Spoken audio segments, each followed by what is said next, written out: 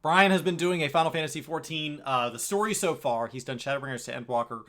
So hopefully, I hope he does one more of these for Endwalker, and then if he wants to change format from 6.1 and beyond, that would be up to him. But he has done these along the way, and I wanted to rewatch Shadowbringers, and I thought this was a really neat way of doing that, of watching his video. I haven't seen it. He asked me to watch it the day it went live, so that I could toss my thumbs up in my engagement.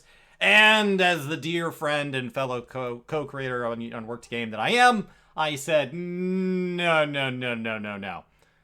I'm going to watch this thing while the servers are offline. Here we go. And welcome to the story so far, Shadowbringers. It should go without saying that this video contains spoilers for Final Fantasy XIV and the story that builds upon the previous expansions, as the previous videos of the series have already done. It is highly encouraged that you finish playing through Shadowbringers before watching this video, and I would really hate to ruin anything here for you. Now, that being said, this video is to help remind you of the story before jumping into Endwalker and hopefully provide some level of entertainment for your day. From this point forward, a spoiler warning is in full effect. Thank you for watching, and if you enjoyed this video, please consider hitting that like button and sharing it out with others. Thank you so much, and let's begin. Eons ago, our world, the Source, was split into multiple dimensions known as shards, or reflections of one another. And over the last 12,000 years or so, these shards have developed independently of one another. This event was known as the Sundering, and it was the resulting battle between two great and eldest of primals, Zodiark and Hydaelyn. Since then, a group of powerful beings, known as the Ascians, have sought to revive Zodiark by rejoining those reflections back to the Source. And each time that they have been successful, an event known as a calamity has occurred, and it occurred on the Source. Shadowbringers begins in the first. 100 years after Minfilia, otherwise known as the Oracle of Light, halted the flood by sacrificing herself during the events of Heavensward. Since then, 9/10 of the first have been destroyed by the Flood of Light, and the remaining people struggle to survive in this harsh land. Monsters known as Sin Eaters seek to destroy what remains, and the rest of the world waits for the final days in which the world is fully consumed by light. To make matters worse, back on the Source, tensions are heating up between the Eorzean Alliance and the Garlean Empire, and one by one members of the Scions are sent into comas by a mysterious force known as the Crystal Exarch, who pulls their souls across to the First, but leaves their bodies intact on the Source in a coma. All in all, Alphinaud, Alizé, Thancred, Yustola, and Urianger all cross over, leaving it up to the Warrior of Light to travel to the First and save the world and his friends, and to stop Emet-Selch, an unsundered Ascian hell-bent on rejoining the First to the Source, destroying everyone on the First, and bringing about another calamity on the Source. We are summoned to the First, a stranger in a strange land, where things are familiar, but at the same time we're also reacquainted with our lost friends. Time flows differently on the First than it does on the Source, so our friends who we've known on the Source have had their lives here on the First for years, and have changed as well. The realm is plagued with Sin Eaters, and the greatest of them are called Light Wardens. Each time a Light Warden is killed, the Aether consumes the person who killed it and turns them into the next Light Warden. We, however, with the blessing of Hydaelyn, are able to consume the Light Ether, and as a result, one by one, each area welcomes back the night sky, and we're given the title, the Warrior of Darkness. In response to the night sky returning, in Ulmor, the ruler Vothri sends his general Ranjit to find out who has been doing this, and we return to the Crystal Tower with Thancred and a young girl named Minfilia, who Thancred stole from Ranjit's custody. Now, this Minfilia, however, is just the latest incarnation of the Scion Minfilia, long revered as the First, as the Oracle of Light. Eventually, the Scions decide that they need to commune with the original Minfilia, but this would mean that the current Minfilia would die. Now, rather than take over the incarnation's body, Minfilia decides to cease existing and gives the girl her power while telling her to be her own person. Thus, Reen is born, and she locates the remaining Light Wardens. Vothri himself is revealed to be a Light Warden, having had his father convinced by Emet-Selch to infuse the Light Warden into his unborn son. FFXIV is ultimately hunted down and defeated, and by now the warrior is overloaded with light ether and begins to transform into a light warden himself. The Crystal Exarch at this time reveals himself to be none other than Grahatia, who is a long-lost friend from our Crystal Tower adventures back in A Realm Reborn, and attempts to actually transfer the light unto himself, but is stopped by Emmett Selk. Reen hinders the warrior light's transformation for now, but the endless light returns to Norvant, and we learn that Grahatia came here from a future where the 8th Umbral Calamity actually occurred, and it caused by the first's destruction.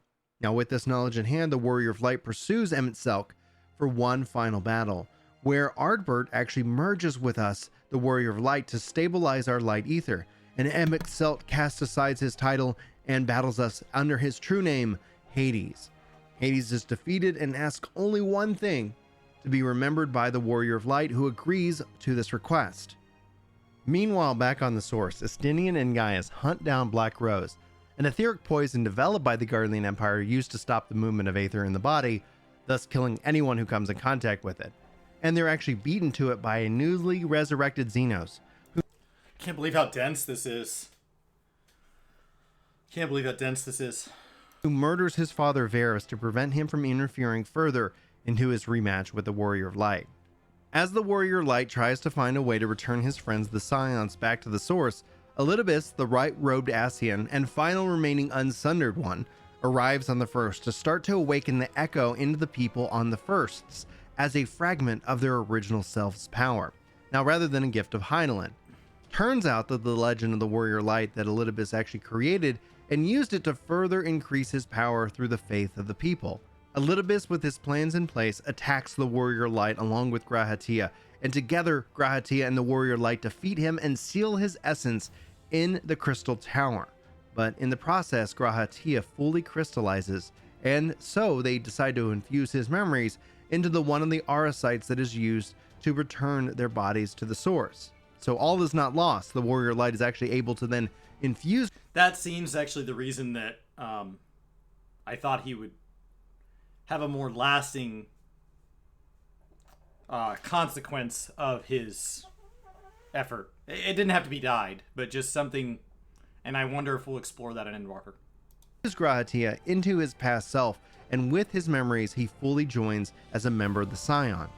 With the unsundered Ascians all defeated, a new face enters the frame with an Ascian Fandaniel, who teams up with Xenos. Moving their plan in place, they temper the country of Garlemald onto itself, acting itself like a primal, and thus they build towers to enslave any who draw near. The Warrior Light answers the call to help beat back the forces, while Xenos prepares for his reunion with the Warrior Light, thus looking to the moon, foreshadowing an upcoming conflict with Zodiark himself. And here's where we stand as we get ready to enter into Endwalker. Hopefully this video was a good summary, bringing you back some memories of what you can look forward to as we get ready to enter into the latest expansion of Final Fantasy XIV. There's a lot that this obviously didn't cover. There's a lot of character development between each of the Scions, the Warrior Light, and honestly I think some of the best villains written in a long time, especially when it comes to Final Fantasy XIV. All in all, I hope you guys enjoyed this video. If you did, give it a like, hit. Thank you, Brian. Thank you, Brian. This was great. I cannot believe you got what will likely be one of the most impactful expansions to an MMO I ever play down to under 7 minutes. Way to go, man. Very well written, Subscribe very well edited. Wouldn't mind seeing a Sin Eater when we said the Sin Eaters, but other than that, like that's me just grasping at something.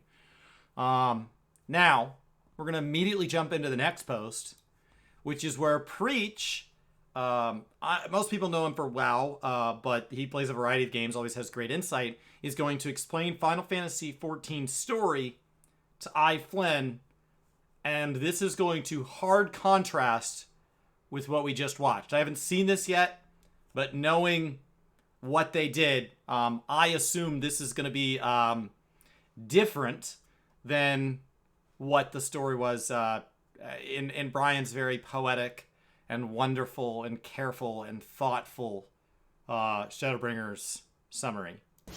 Did you hear about Ezekiel's opener on the Thornton boss? What does that mean? Stay a while and listen. I'll tell you all about it. So, like, the countdown went off and it started at 5, right? But then it was followed by 4. Eventually it reached 1, and then we began the opener. But before that happened, he started pressing buttons, so it'd line up with when the 1 hit, so we could all start at the same time. And then he had abilities that crit, so he did loads of damage in his opener. It was pretty awesome, actually. No shot. I'm fucking telling you, you should have been there, man. It was like, That's boom. the sheesh moment right there. Oh, it was huge. Yeah, it was quite the moment, honestly. We almost have to stop the boss encounter to hear about it. Not gonna lie, I had no idea what the hell you just said. We killed a big raid boss. Okay, so this raid boss we killed, it requires 8 people, right? But what we were killing was this 75-year-old man. Now, I know you're thinking, well, maybe we're being mean, but he's taken some strong drugs. So he's now like 25 feet tall and wielding some massive iron armor. Looks a bit like a Warframe, honestly. Very much reminds you of stuff from Lord of the Rings. Anyways, Oh, he's God. got this team of fellows. Oh, sum up all games for me. Mike, tell me about all games. All of them. It's called the Heavens Ward. I mean, they look after this old man, see? So we're fighting in space. Like, you can see the Earth behind it. We're on this platform in space. And while we were beating up this old man, we obviously have to prepare everybody to pull at the same time so we can do the most damage possible. And that's when Ezekiel pulled off his big pull. So you took some drugs. Like, what the hell are they putting in the paracetamol, dude? Actually, it involves these Asian characters, okay? Now, they live outside of our dimension. Now, what you got to understand about them is they don't own any chairs, which has caused them no end of strife, because they are eternal, yet they don't own any chairs. So, over that period of time, they've grown to be very angry and started interfering with the stories of men.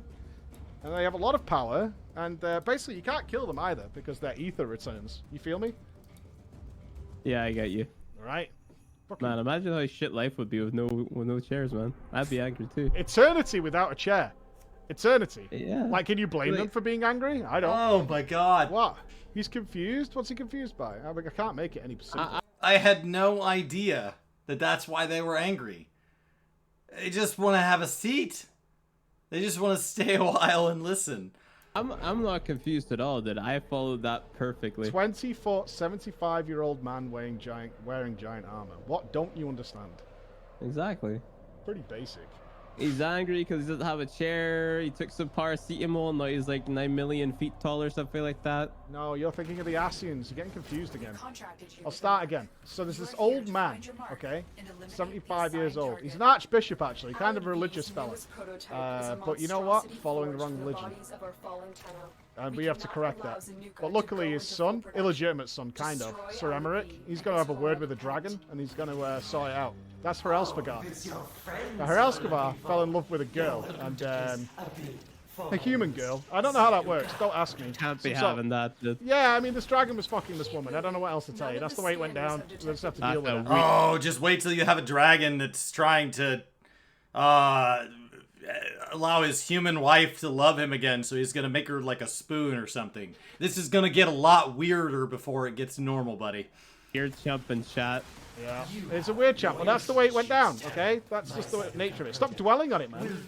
So, what happened was that the greed of man took over, right? When we found out that the power of the dragons resides within their eyes. So, yeah, for real. So what they did is they got Herelsfagar's brother, and they pinned him down, and they started gouging his eyeballs out, which is kind of a bummer. Bro. Yeah. So this eyeless dragon... That's a sight for sore eyes. Well, I mean, it's okay, because you can get spare eyes as a dragon. That's the thing. You can get backups. So, like 300, right? So, what they did then is they went to... Nidhogg went to his brother and said, bro, the humans, they took my eyeballs and that.